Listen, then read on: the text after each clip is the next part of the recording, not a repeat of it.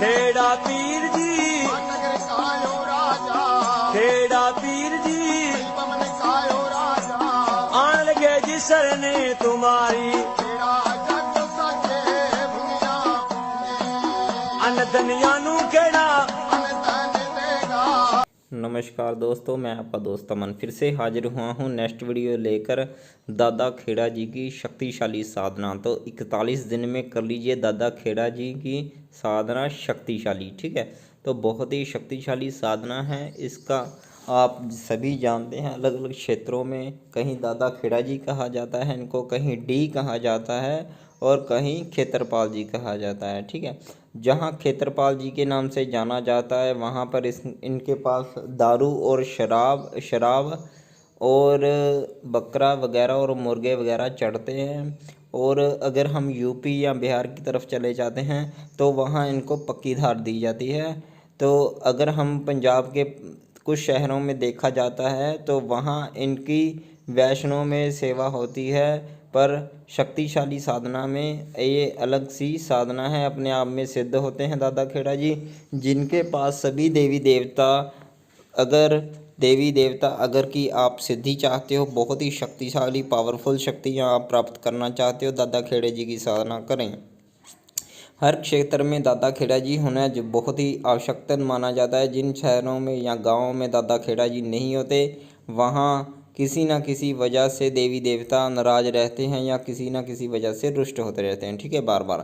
तो दादा खेड़ा जी एक ऐसी साधना है कि इस साधना में आप कर किसी भी देवी देवता की बाद में साधना करें तो आपको प्रत्यक्षीकरण भी हो सकता है देवता का। अगर आप दादा खेड़ा जी की बहुत ही मन से साधना करेंगे तो इसमें मंत्र आपको बताया भी जाएगा। ठीक है, तो आप अगर पूरी जानकारी चाहते हैं तो आप कांटेक्ट कर पूरी जानकारी भी ले सकते हैं। मंत्र कैसे है ये आपको पहले बता देता हूँ।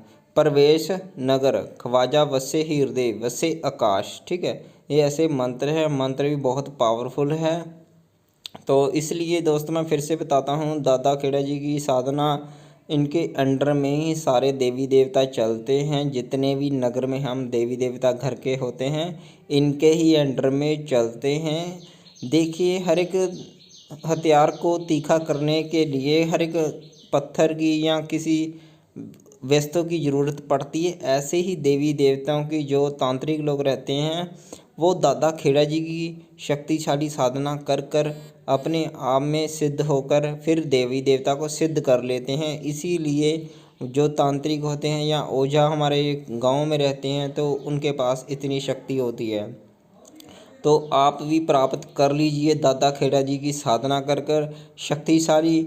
आप पर्सनली में कोई कांटेक्ट कर हमसे पूरी जानकारी ले सकते हैं। तो इसमें आपको पहले बता देता हूँ, दादा खेड़ा जी एक ऐसे हैं जो जिन्हें हमें नगर क्षेत्र भी कह सकते हैं और खेड़ा जी भी कहा जाता है और अलग अलग क्षेत्रों में डी बाबा भी कहते हैं।